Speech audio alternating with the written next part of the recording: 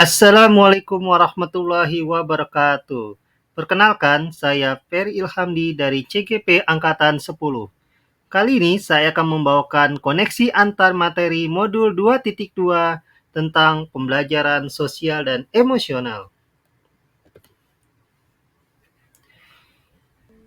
Pertama, sebelum saya mempelajari modul ini, saya berpikir bahwa potensi sosial emosional murid akan terbentuk dengan sendirinya, sejalan dengan pertumbuhan dan bertambahnya usia mereka menuju kedewasaannya. Sehingga, dalam pembelajaran di kelas, saya lebih berfokus pada penyampaian materi pembelajaran. Setelah mempelajari modul ini, ternyata pembelajaran berbasis sosial emosional perlu dilakukan untuk mengetahui seberapa kesiapan, ketertarikan, dan fokus murid terhadap dalam memulai pembelajaran.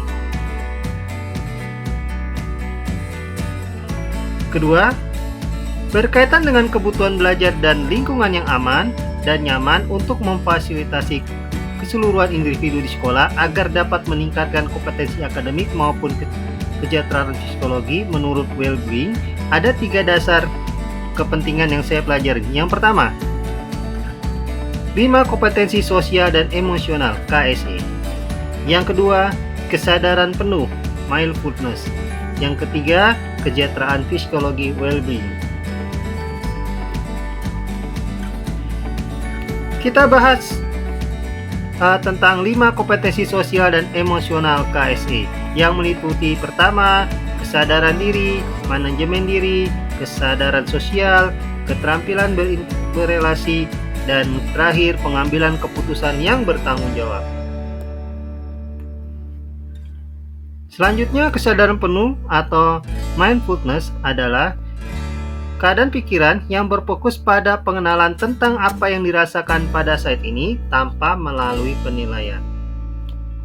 Selanjutnya, tentang kesejahteraan psikologi atau disebut dengan well-being adalah sebuah kondisi individu yang memiliki sifat yang positif terhadap diri sendiri dan orang lain, dapat membuat keputusan dan mengatur tingkah laku sendiri, dapat memenuhi kebutuhan dirinya dengan menciptakan dan mengelola lingkungan yang baik, memiliki tujuan hidup dan membuat hidup mereka lebih bermakna, serta berupaya mengekspresi dan mengembangkan dirinya sendiri. Yang ketiga, perubahan yang akan saya terapkan di kelas dan di sekolah adalah yang pertama bagi murid-murid, yaitu memberikan kesempatan pada murid untuk menumbuh, melatih, merefleksikan kompetensi sosial dan emosional dengan cara yang sesuai, responsif dengan perkembangan budaya, serta mengintegrasikan kompetensi sosial dan emosional ke dalam konten pembelajaran dan strategi pembelajaran. Perubahan yang saya terapkan di kelas dan di sekolah bagi teman sejawat adalah melalui penguatan pembelajaran KSE pendidik di sekolah dengan memodelkan menjadi suatu teladan bagi seorang guru. Yaitu yang kedua, belajar berbagi praktik baik dan berkolaborasi dengan cara membuat komunitas belajar di sekolah dan mengintegrasikan pembelajaran kompetensi sosial emosional dalam pelaksanaan rapat guru. Pertanyaan pematik pertama, apa kesimpulan tentang perubahan pengetahuan keterampilan sikap sebagai pemimpin pembelajaran setelah mempelajari pembelajaran sosial dan emosional? Pendidikan sosial emosional dapat menghasilkan pemimpin pembelajaran yang memiliki pengetahuan lebih baik tentang emosi, keterampilan berkomunikasi dan bekerja sama atau berkolaborasi dengan baik, kemampuan mengolah emosi, sifat peduli dan responsif, kemampuan memfasilitasi pembelajaran berpihak kepada murid, pemimpinan yang efektif dan berdampak positif pada kesejahteraan psikologi dari diri sendiri, murid, serta orang lain dan sekitarnya. Pertanyaan pematik kedua, apa kaitannya pembelajaran sosial dan emosional yang telah Anda pelajari dengan modul-modul sebelumnya? Mari kita kaitkan modul 2.2 pembelajaran sosial emosional dengan modul lain.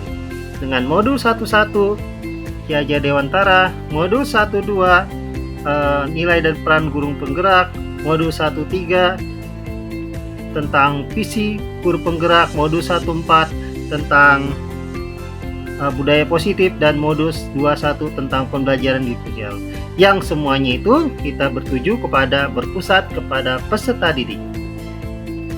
Yang pertama, kaitan antara modul 1.1 dengan modul 1.2 filosofi Ki Hajar Dewantara dengan pembelajaran sosial emosional.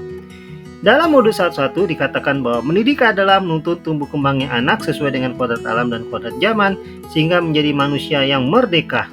Ki Hajar Dewantara juga menekankan prinsip budi pekerti yang seimbang serta pendidikan yang berpusat kepada peserta didik. Hal ini tentunya sangat sesuai dengan konsep pembelajaran sosial dan emosional dengan mengintegrasikan dan membudayakan pendidikan sosial emosional di dalam kelas dan di sekolah. Murid akan mampu mengenali dan mengolah diri sendiri. Kaitan modul 1.2 nilai dan peran guru penggerak terhadap modul 2.2 pembelajaran sosial emosional. Nilai dan peran guru penggerak dalam hal memimpin pembelajaran kolaborasi dan berpihakan pada murid dalam pembelajaran, maka guru tersebut akan mengkaitkan pembelajaran sosial emosional di dalamnya. Ketika guru telah mampu menyadari nilai dan perannya, maka ia akan mampu menciptakan iklim kelas sekolah yang kondusif dan dapat menciptakan pembelajaran sosial emosional dengan baik bagi peserta didik. Kaitannya antara modul 1.3 visi guru penggerak dan modul 2.2 pembelajaran sosial emosional. Melalui pendekatan inquiry aspirasi baca dan pembentukan visi guru penggerak dengan pembelajaran berkolaborasi dan berpusat pada peserta didik, maka akan terbentukkan nilai positif dalam diri peserta didik dengan sendirinya.